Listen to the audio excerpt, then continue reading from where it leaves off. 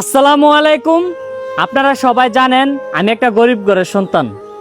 আমার মায়ের অনেক ইচ্ছা ছিল আমাকে অনেক পড়াশোনা করাবে, মানুষের মতো মানুষ করে গড়ে তুলবে। আমি আসলে পড়াশোনা করে মায়ের স্বপ্ন পূরণ করতে পারি নাই। আমার অনেক ইচ্ছা ছিল আমি পড়াশোনা করব, শেষ পর্যন্ত সেটা আমার পক্ষে সম্ভব হয় নাই। আমার বাবার মৃত্যুর পর পরিবারের দায়িত্বটা যখন আমি নিছি, তারপর থেকে পড়াশোনার প্রতি আর আমি মন দিতে পারি নাই।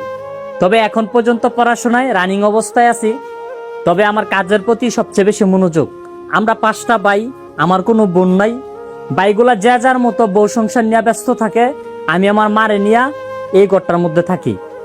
তা আমাদের বাড়িতে মোট 4টা ঘর। আমার একটা ভাই ঢাকা শহর থাকে, আর 3টা ভাই বাড়িতে থাকে, আমি আমার মার সাথে থাকি।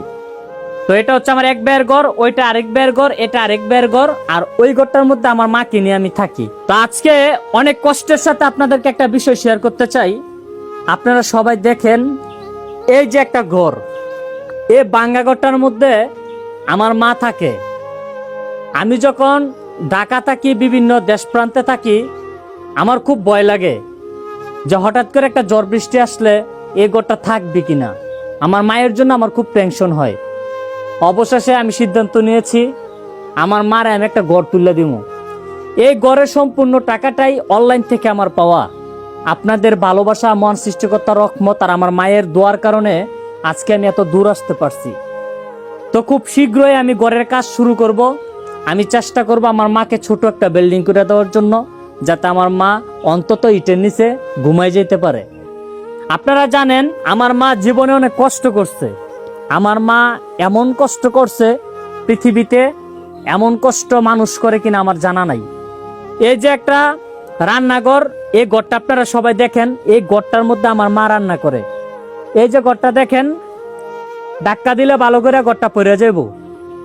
এরকম একটা পরিবেশে আমার মা আমারে লালন পালন করে বড় করছে। আমি আমার সে মায়ের স্বপ্ন পূরণ করতে চাই। আমার মায়ের জন্য আমি একটা ভালো রান্নাঘর করতে চাই। আমার মায়ের জন্য আমি একটা বাড়ি করতে চাই।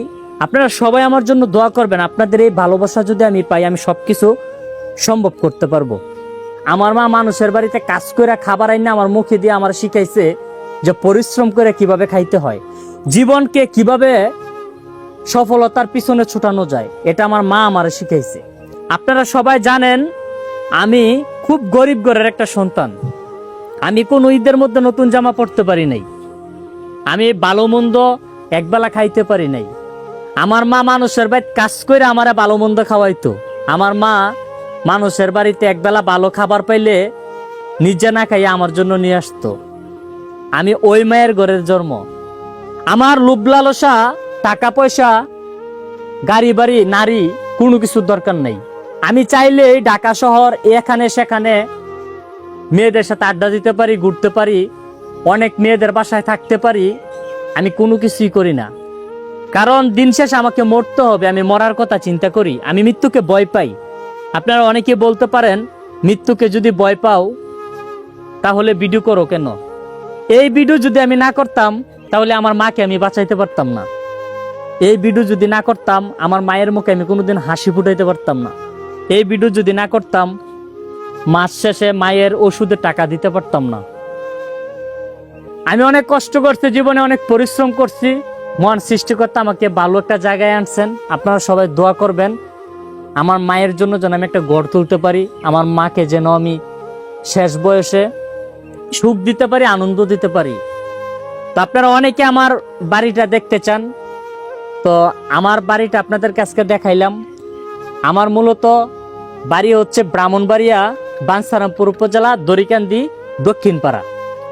শেষ বয়সে একটু আনন্দ করবে, আমার মা হাসবে, এটাই আমার সুখ, এটাই আমার স্বপ্ন, এটাই আমার হজ, এটাই আমার জাকাত, এটাই আমার সবকিছু। তো আপনারা অনেকে আমার বাড়ি কোথায় বা আমার ঘর কি, আমি থাকি কোথায়, কিভাবে চলি, সবকিছু জানতে চেয়েছেন।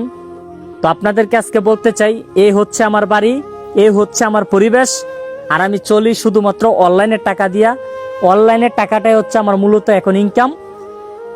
আর আমি এভাবে এগিয়ে যাচ্ছি। সবাই আমার জন্য দোয়া করবেন। আজকের মতো এখানেই বিদায় নিচ্ছি। সবাই ভালো থাকবেন, সুস্থ থাকবেন। আল্লাহ হাফেজ।